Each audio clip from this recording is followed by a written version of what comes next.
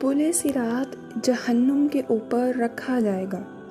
حضرت عبداللہ بن مسعود رضی اللہ عنہ سے مروی ہے کہ پل صراط کو جہنم کے اوپر رکھا جائے گا، جو پتلی تلوار کی دھار کی طرح ہوگی، جو پھسلنے کی جگہ ہوگی۔ اس پر آگ کے کانٹے ہوں گے جن سے وہ لوگوں کو اچک لے گی۔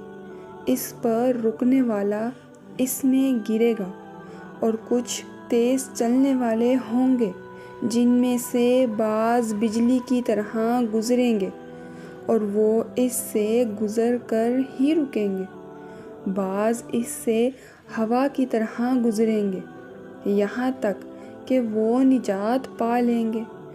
بعض گھڑ سوار کی طرح جائیں گے، پھر بعض لوگ دوڑتے ہوئے آدمی کی طرح، پھر اس سے کچھ کم رفتار دوڑتے ہوئے، پھر پیدل چلنے والے آدمی کی طرح لوگ گزریں گے۔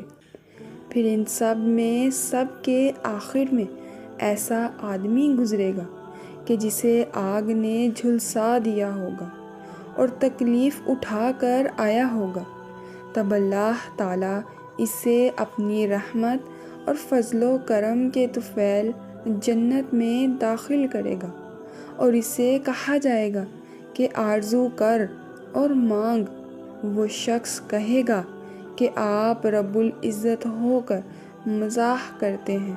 پھر اسے کہا جائے گا تمنا کر اور مانگ، یہاں تک کہ اس کی تمام تمنائیں پوری ہو جائیں گی۔ رب تعالیٰ فرمائے گا تیرے لیے وہ بھی ہے جو تو نے مانگا، اور اس کے برابر اور بھی اس کے ساتھ ہے۔ مسلم شریف کی روایت ہے، حضرت مبشر انصاریہ رضی اللہ عنہا فرماتی ہیں کہ میں نے حضرت حفصہ رضی اللہ عنہا کے ہاں حضور صلی اللہ علیہ وآلہ وسلم سے سنا۔ آپ فرما رہے تھے، انشاءاللہ تعالیٰ ان لوگوں میں سے جنہوں نے درخت کے نیچے بیعت کی تھی، کوئی بھی جہنم میں نہیں جائے گا۔ حضرت حفصہ رضی اللہ عنہا نے عرض کی، ہاں یا رسول اللہ، آپ انہیں چپ کروا دیا۔ تو وہ بولیں، تم میں سے کوئی نہیں مگر اس پر وارد ہونے والا ہے۔